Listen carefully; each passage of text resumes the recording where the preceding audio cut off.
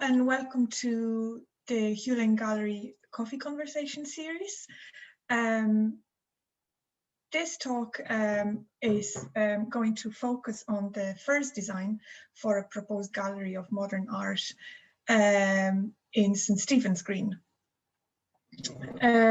So most people who are familiar with the story of the Hughlane Gallery are usually more aware of the second design, which was a little bit of more of a dramatic story and a kind of like a little bit longer and involved maybe more people. But there was this first design as well, which was proposed for the gallery building, and its location was in St. Stephen's Green, and it's worth knowing about as well. And there's kind of a lot of detail there of sort of local interest, but I think as I was researching the story, I found that in many ways it has many kind of universal aspects to it. It is a story of personal ambition, and it also a reminder which is possibly well timed at the moment, as because of the current restrictions, the city of Dublin is kind of undergoing some changes in terms of traffic and in terms of planning. So it's kind of interesting to see that these projects that shape cities, they kind of always involve several factors, and there are usually many interests and personal interest at play. So it's probably best to start with the protagonist, the main person here, Sir Hugh Lane, who initiated the idea of the Gallery of Modern Art for Dublin, and who was really committed to this idea and really wanted to see it through to the end. Hugh Lane was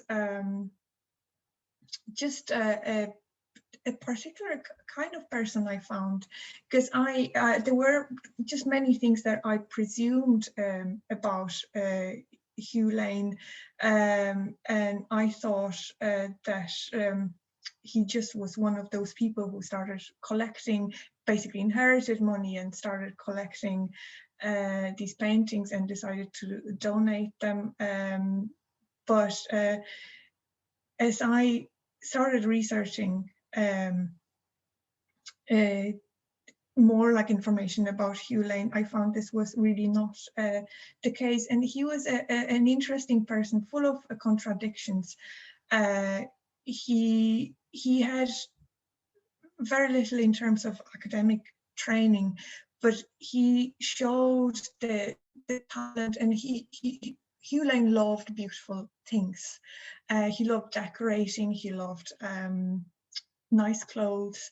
So here in this portrait by Antonio Mancini, which Antonio Mancini was actually one of Hugh Lane's favorite painters, of his like contemporary painters, and he was commissioned to do this full figure portrait. And Hugh Lane here is just surrounded by these things. He loved the flower arrangements, the drapery, and some other objects there in the foreground and behind him. As I said, Hugh Lane was full of contradictions, and he was described as amazingly fastidious. But there was also, according to those who knew him, there was this streak of wildness about him, and he kind of loved the element of risk, and his whole career was based on that. And he was a gambler as well, and he was just this nervous, febrile spirit. He was very frugal, and at the same time he could be very, very extravagant with money and with his expenses. But at the same time, for instance, he would walk really, really long distances just to avoid paying for the cab. And he created, in many ways, he sort of created this his own profession for himself, and that of a gentleman dealer, which was kind of based on this idea of gentleman doctor. And he kind of wanted to sustain this identity, both as a dealer and as a gentleman, as a philanthropist. And so he was the idea for the municipal gallery of modern art for Dublin was initiated. It was first expressed in about 1905, but there were kind of several, I suppose, stages to it. It was definitely the influence of his aunt, Lady Gregory. Hugh Lane was really attached to her. They were really close. But also people who surrounded him, and some of them he met through Lady Gregory. For instance, the artist Sarah Purser, in 1901, she organized an exhibition of the works of Nathaniel Hone and John B. Yeats, and she invited Hugh Lane to attend the exhibition, which he did, and that kind of sparked his interest in contemporary Irish art and in showing contemporary Irish art. And then William Morton introduced him to the Impressionists. In 1904, they basically visited Paris, and they went to the dealers who sort of were selling Impressionist paintings, and that in turn kind of sparked his interest in and his appreciation for Impressionist art. So yeah, and then from then on, once this idea sort of once this idea was born, as I said, he was really committed to it, and yeah, this design for the building is just kind of one of the episodes in the story that followed. So here is Hugh Lane. That was the uniform that he commissioned after he was appointed the director of the National Gallery of Ireland in 1914, and he realized that he could actually have his own uniform, and he made for him as sort of, which was part of that the sort of the position involved, sort of having your own uniform for special occasions. So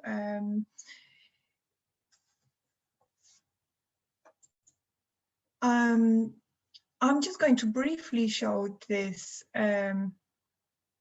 sketches, this really beautiful renderings of the second proposal of the second design for the gallery, which is the sort of the more famous one, which is the kind of the building that was spanning the River Liffey, and it was located, it was to be located more or less when the Halfpenny Bridge is now. And the Halfpenny Bridge was not a sort of an iconic bridge at the time. It was not really loved very much, and its appearance apparently was not really great because it was covered with advertisement posters. So this building This project was really Hugh Lane's favorite idea for the gallery. And this, as the first one, were designed by his friend, Edwin Lutyens. Hugh Lane worked with Edwin Lutyens previously. Lutyens designed the back garden of Hugh Lane's house, Lindsay House. And this that garden was actually featured in the Country Life magazine in October 1912. So the Hugh Lane, in Hugh Lane's opinion, was that Edwin Lutyens was the only person for the job. And these beautiful renderings are by William Walcott, and just show the bridge. One of the one of the arguments against this project was that it would block the view of the sunsets over the River Liffey, and I'm mentioning it because this project also featured, this is a portrait of Hugh Lane by John Sargent, and this portrait is present here in this painting, which was executed 5 years after Hugh Lane had perished on board of the Lusitania. And this painting shows his most ardent supporters, including W.B. Yeats, who's sitting there to the left. But yeah, what we see here in the background is the portrait that I just showed, but also the view of the second proposal, Hugh Lane's favorite design for the gallery, and it also shows that wouldn't block the sunset. The sunset is there, so that's kind of included in this group portrait as well. Yeah, and what is missing from that group portrait are the women who supported Hugh Lane throughout, and that would include, of course, Lady Gregory and Sarah Purser, and also Sarah Cecilia Harrison, who painted this portrait of Hugh Lane. So I'm going to move on to the main focus of the talk, which is the first proposal. So first idea and first proposed location and the design by Edwin Lutyens was for the building of the gallery to be located in St. Stephen's Green. And we can see the building here in this rendering from as if we were standing inside the park. So here behind the gallery building, we can see the Royal College of Surgeons there. So that's where the building was facing. And this is the other view, which is a little bit more clear, and we can see sort of right in front of us that bit of the tree. That's where the Lewis stop is located now. So the gallery building would be just there, facing the Royal College of Surgeons. And what we can see here in just about in front of it, I think it's there, it's a statue of Lord Arthelon, who was the man who basically vetoed this this project. So I'm going to kind of talk a little bit about St. Stephen's Green, and it was interesting to learn more about it as well, because St. Stephen's Green is basically one of the ancient commons of Dublin, dating back to the Middle Ages. It was a marshy common and it was used for grazing. And the name St. Stephen's is connected to, there was a hospital,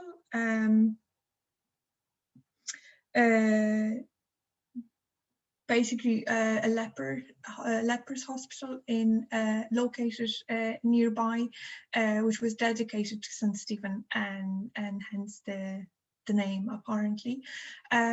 So the common was about 66 acres large, so way larger than the square as it is today, which stands at 22 acres, and is St. Stephen's Green is the largest of the parks in Dublin's main Georgian garden squares.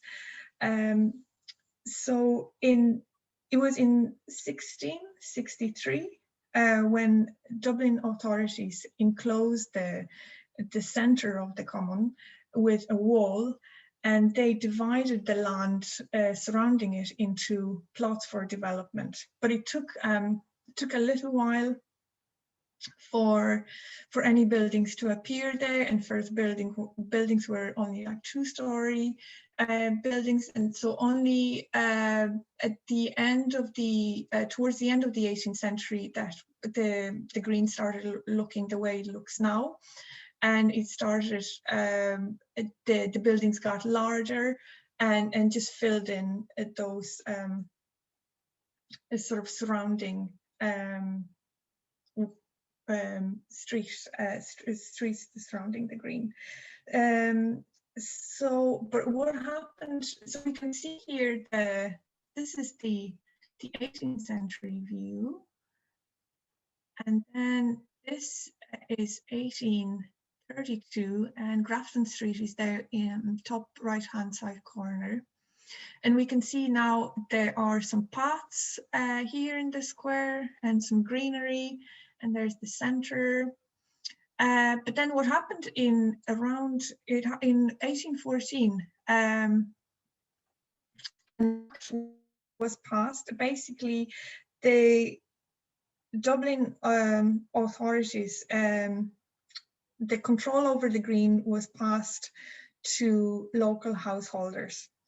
And then the wall was replaced with railings.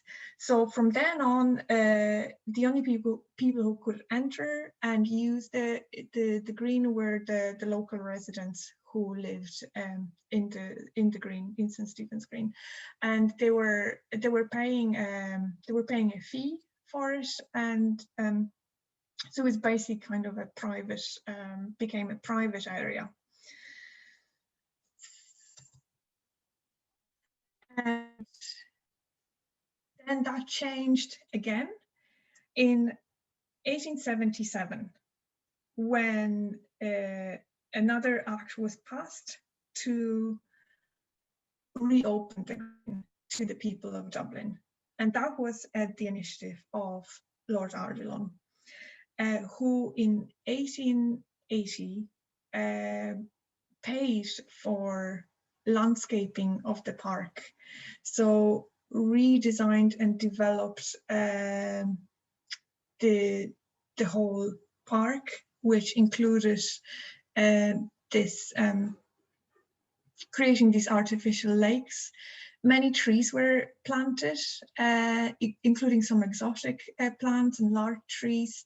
So this view kind of shows us here what it then looked like after those. That would be around 19 years after that happened, and this is pretty much more or less what very similar to what the green looks like today.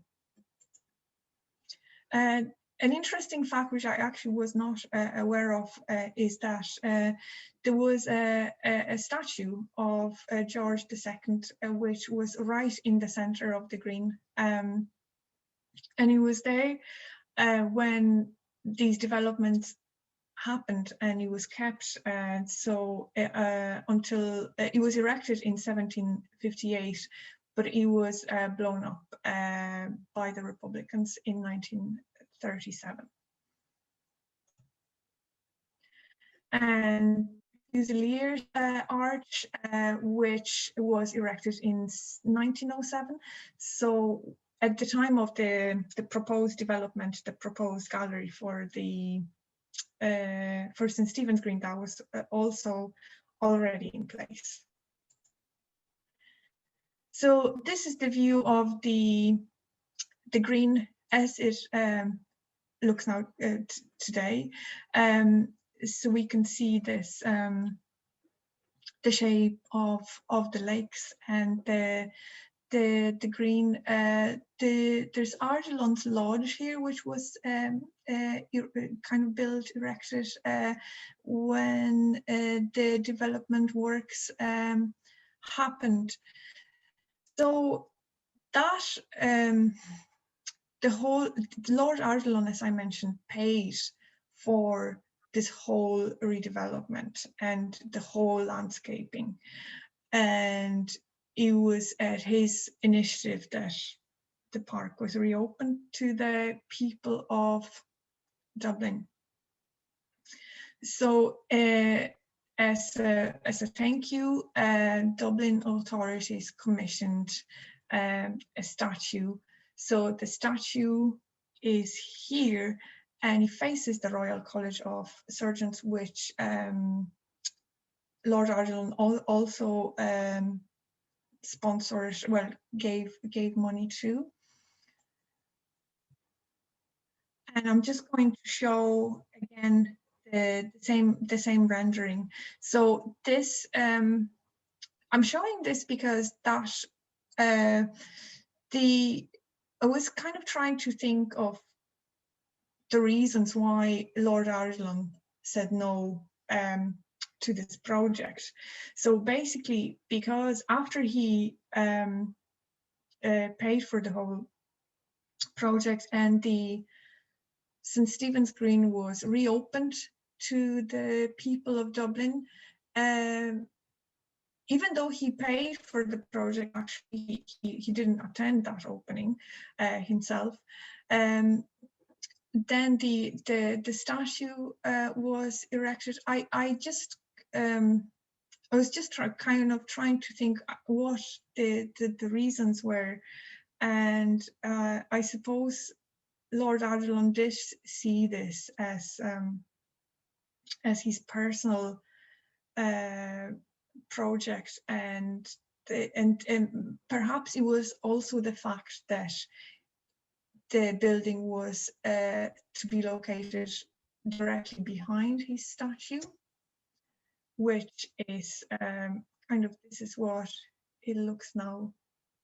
It looks kind of today. But I found this quote in two different places, and that was apparently one of his responses to the project. It was that he will not have himself stand like in front of the picture, Hugh Lane's picture palace, like some giddy huckster. So just a little bit about Lord Arthelon. This is actually a caricature of Lord Arthelon, which appears in Vanity Fair. And there's also Lord Arthelon and his brother Edward are mentioned in Ulysses, and he calls them noble twin brothers Bong Ivy and Bong Arthelon, and he calls them the cunning brothers, lords of the vat. Lord Arthelon, Arthur Edward Guinness, was the great grandson of the famous Arthur Guinness, and and his brother Edward actually ran the brewery, and Lord Arthelon was more interested in politics, so he sold off his share of the brewery to his younger brother. But both of them funded projects in the city, and they were philanthropists, but and their father as well. Their father paid for restoration of the of St. Patrick's Cathedral and some other projects also. Lord Arjun was married to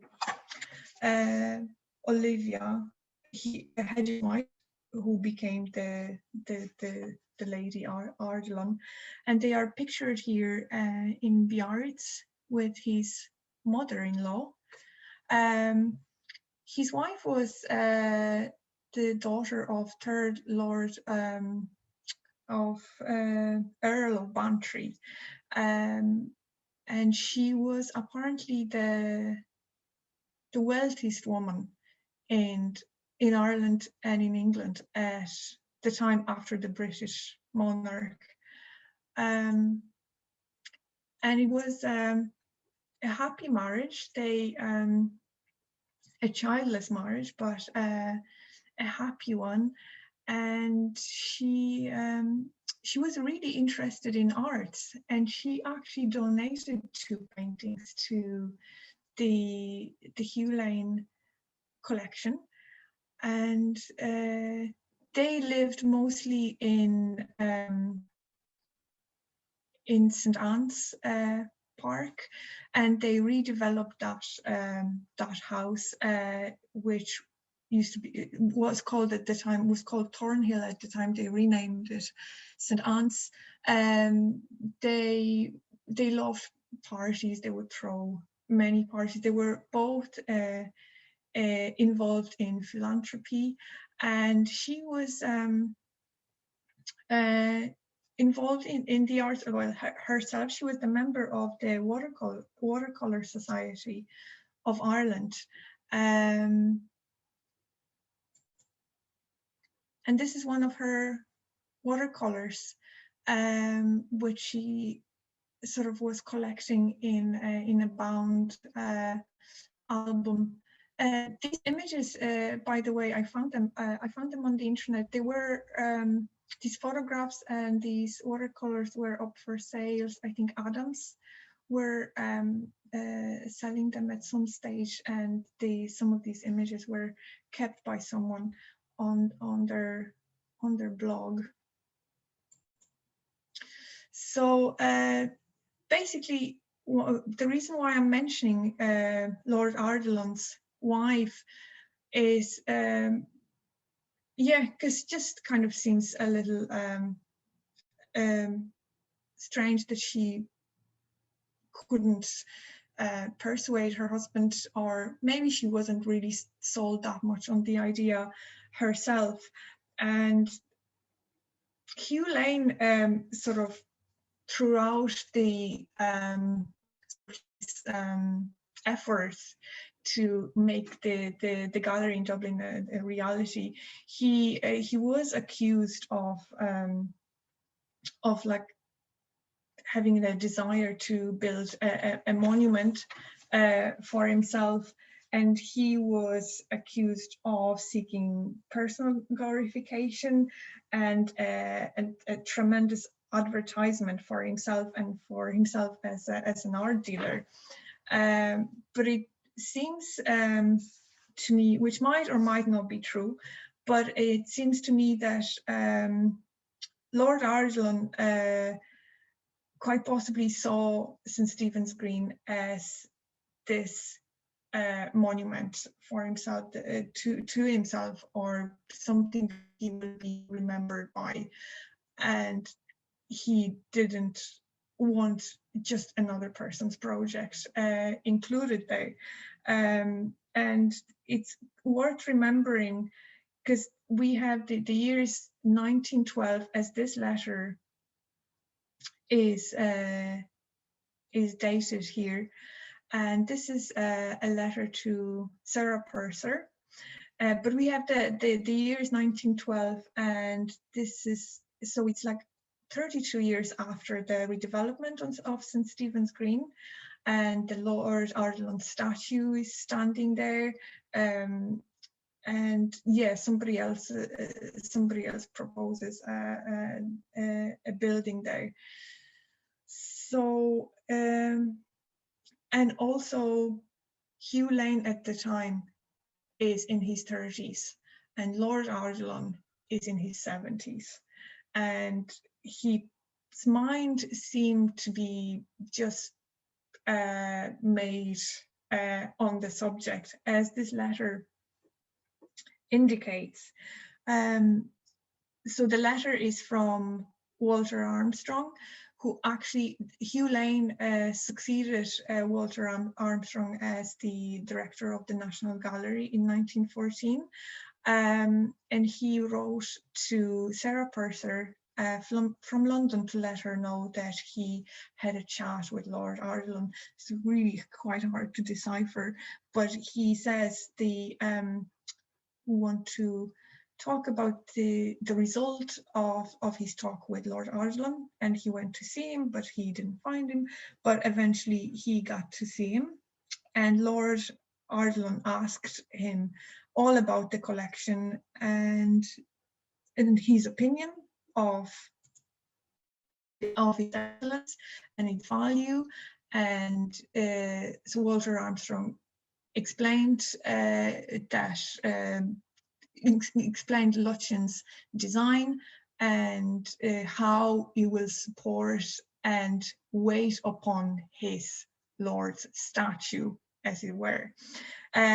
He was interested in hearing all about the pictures, I thought, but he was quite determined over the main question.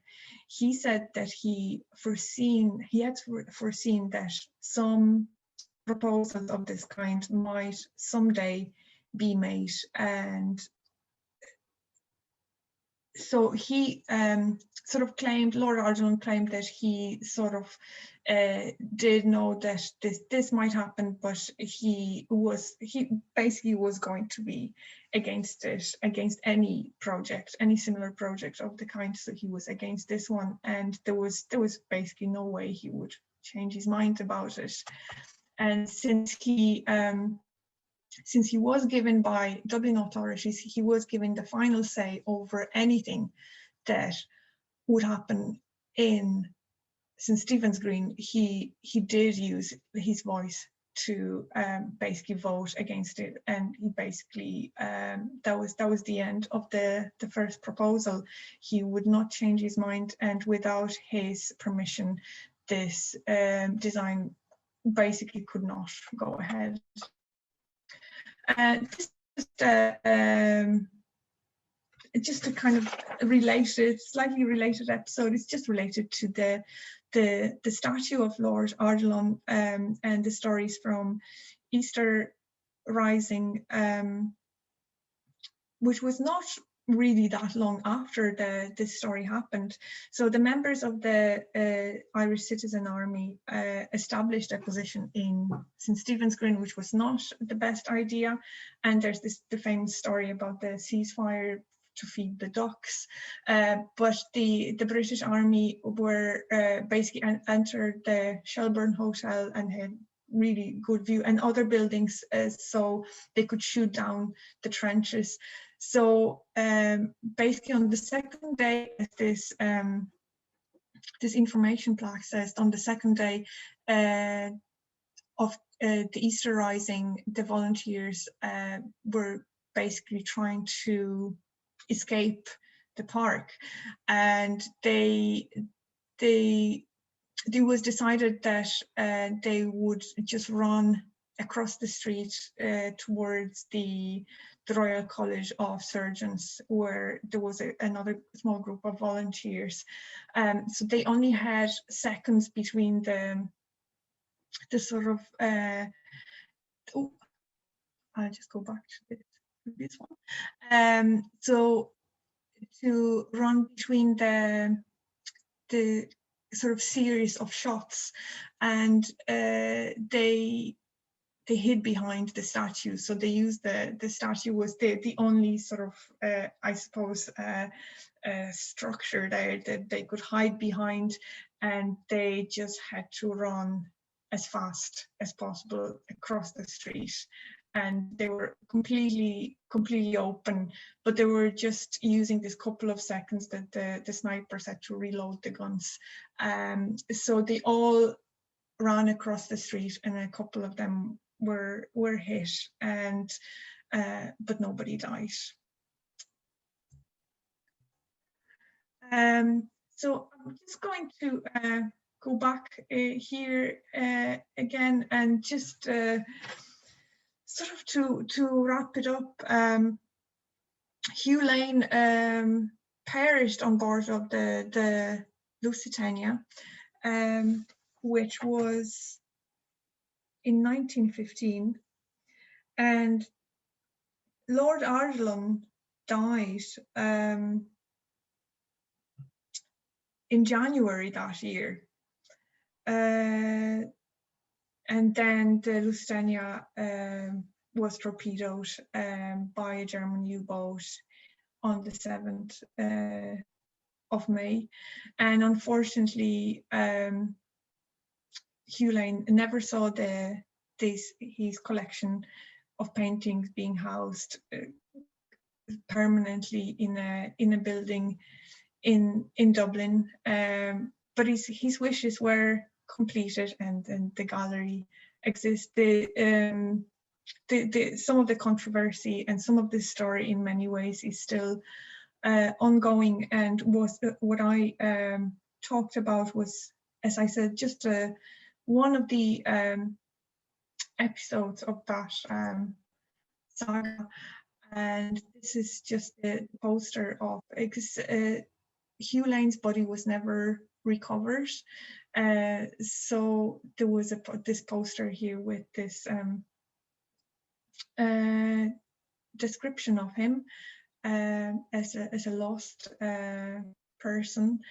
Lord Arthelon's wife lived, I think, until 1929, but she became increasingly sort of isolated by her status and by the history, and there were just so many changes and dramatic changes happening in Ireland at the time. So she lived in St. Anne's in Raheny, where both herself and her husband actually planted also many trees there in that park.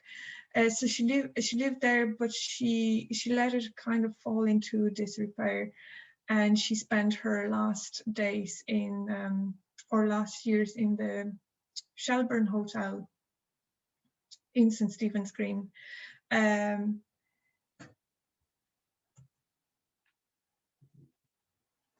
this is just another view, and just, I think, my favorite possibly photograph of Hugh Lane, where he just looks a little bit more relaxed and maybe slightly smiling. So this story, I think, it's kind of good to know, and it's part of this, as I said, in many ways ongoing story of the Hugh Lane's collection and his special gift and to the city of Dublin, and his vision for establishing Dublin as this city of its own cultural identity and its own collection. That when the gallery first opened in temporary premises on Harcourt Street in 1908, it was actually the first gallery of modern art, or public access gallery of modern art in the world. So that kind of goes to, you know, it's the idea and the vision was great, and as I mentioned, Hugh Lane was sort of committed to it, and who knows what would have happened had he like not part on the board of the Lusitania, but that's all speculations, obviously. So this is just once more, this beautiful rendering by William Walcott of what this building would look like if it was ever erected in St. Stephen's Green. I'm just going to leave it to you to decide whether you think that would be a good idea and or not, and which of these designs would be sort of your favorite, and which would kind of benefit the city and become an icon, or become just one of these buildings that cities are famous for. Thank you very much for your time and for your attention.